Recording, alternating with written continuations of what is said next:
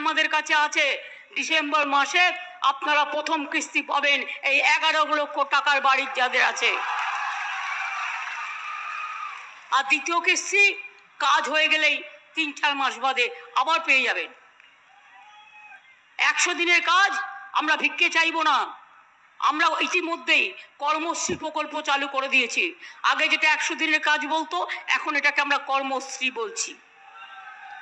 50 দিনের গ্যারেন্টি কাজ আপনারা পাবেন জব কার্ড হোল্ডাররা। আর 50 দিনের জায়গায় যদি কেউ 60 দিন করেন সেটাও পাবেন। আগে 100 দিনের কাজের নাম থাকলেও 30 দিনের বেশি হতো না, কোথাও 40 দিনের বেশি হতো না। আমি দেখে নিয়েছি লিস্ট, আমাকে যার জন্য রিভিউ মিটিং করতে হতো এলাকায় গিয়ে গিয়ে। আমরা কৃষকদের 10,000 টাকা ভাতা দিই, এমনকি 1 কাঠা জমি যাদের আছে তাদেরও 4,000 টাকা দিই। মৎস্যজীবী 2 মাস সমুদ্রে যেতে পারে না, তাদেরও আমরা দুবারে 5,000, 5,000, 10,000 টাকা দেব। তার কারণ তাদের ইনকামটা থাকে না। লক্ষ্মীর ভান্ডার আগে যারা 500 টাকা পেতেন এখন তারা 1000 টাকা পাচ্ছেন। তপশিলি আদিবাসীরা 1200 পাচ্ছেন।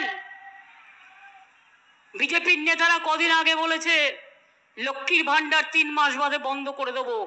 আমি ওদের বলি, তোদের আমি আগে বন্ধ করব, তারপরে লক্ষ্মীর ভান্ডারের কথা চিন্তা করিস।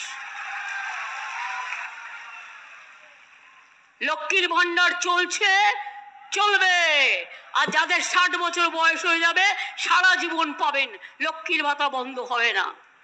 মাথায় রাখবেন, এটা ওদের টাকায় নয়, এটা রাজ্যবাসীর টাকায়, মায়ের টাকা, বোনের টাকা, আপনাদের আত্মসম্মানের টাকা, আপনাদের রক্ষা করার টাকা।